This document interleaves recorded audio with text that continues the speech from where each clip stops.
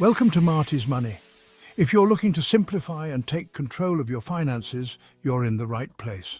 Today, we'll explore 9 essential thumb rules of personal finance and budgeting that'll make managing money easier and guide you towards financial independence. These rules provide a roadmap to budgeting, saving, and investing more effectively. Stick around to learn how each rule can apply to your own life and set you on the path to financial freedom. Let's begin with the 40% EMI rule. This rule states that your EMIs, or equated monthly installments, should not take up more than 40% of your net monthly income. Think of this as a cap to help prevent loans from overshadowing your finances. Why 40%? It's considered a sustainable amount that balances debt with day-to-day expenses and savings. For example, if your monthly net income is $4,000, try to keep your total EMI payments to no more than $1,600. This balance ensures that while you pay off debts, you still have enough left over for essential expenses, savings, and lifestyle needs.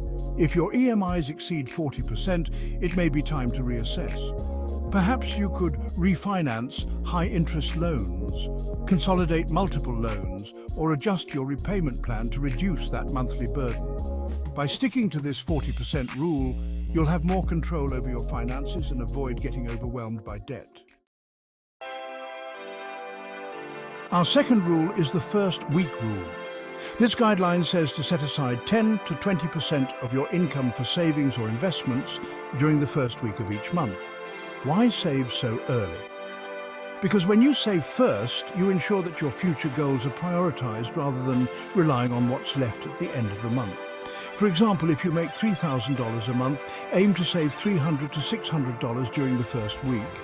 To make this easier, consider setting up an automatic transfer from your main account to a savings or investment account right after payday. This habit allows you to build wealth consistently without feeling the impact day to day. In time, this approach builds financial security and keeps your future goals on track. The 50-30-20 rule is one of the most popular budgeting guidelines. According to this rule, you should allocate 50% of your income to needs, 30% to wants, and 20% to savings or investments. Let's break that down. Needs are essentials like rent or mortgage, groceries, utilities, and transportation. For someone with a $5,000 monthly income, this would be $2,500 toward needs. Wants cover non-essential expenses such as dining out, hobbies, and entertainment. So that would be $1,500 for our $5,000 example. Lastly, the 20% for savings and investments means $1,000 goes towards securing your financial future. The beauty of this rule is that it balances immediate needs and lifestyle with long-term security, allowing you to enjoy the present while saving responsibly. Moving on to investments, the 100 minus age rule is a quick way to determine your ideal equity allocation. Here's how it works. Subtract your age from 100 and the result is the percentage of your portfolio that should be in equities or stocks. The idea is that younger investors can handle more risk, while older investors should lean towards more stable investments. So, if you're 30, 100 minus 30 gives you 70% for equities.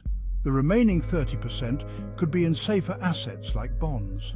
As you grow older, this allocation shifts to match a lower risk tolerance, balancing growth with security.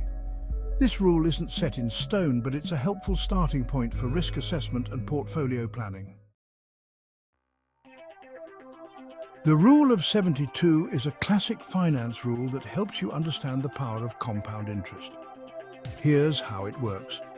Divide 72 by your expected rate of return, and you'll get an estimate of how long it will take to double your money. For example, if your investment grows at an 8% annual return, 72 divided by 8 is 9 years. That means, at 8% interest, your investment will double every 9 years. It's a simple way to see the effects of compounding, and a reminder that even modest returns can build significant wealth over time. The 6 times emergency fund rule is all about security. This rule suggests keeping an emergency fund equal to 6 months of your monthly expenses. Think of it as a safety net, protecting you against life's unexpected events like job loss or major repairs. For instance, if you need $2,000 a month to cover your essentials, you'd aim to save $12,000 in an accessible account. Building an emergency fund might take time, so start gradually by saving 1 month's expenses, then 2, and so on until you reach 6 months. This buffer will give you peace of mind, knowing you can handle sudden expenses without dipping into long-term savings. Our 7th rule is crucial for retirement planning, the 25 times investment rule. According to this rule, you're ready for retirement when your investment portfolio can cover 25 times your annual expenses. This guideline assumes a 4% withdrawal rate, which is generally considered safe for preserving principal. So, if your annual expenses are $30,000, you'd need $750,000 in your portfolio. This rule provides a benchmark for financial independence, giving you the freedom to live off your investments without worrying about running out of funds.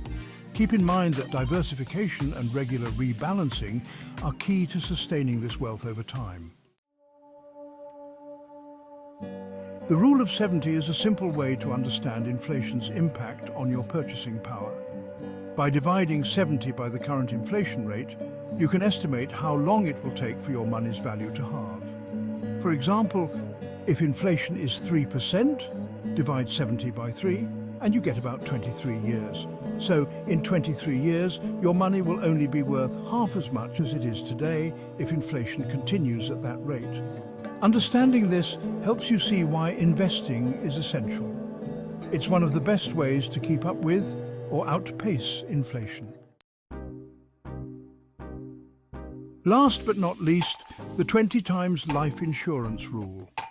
This rule suggests that your life insurance should be 20 times your annual income.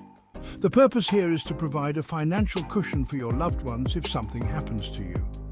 For example, if you make $50,000 per year, aim for a $1 million insurance policy.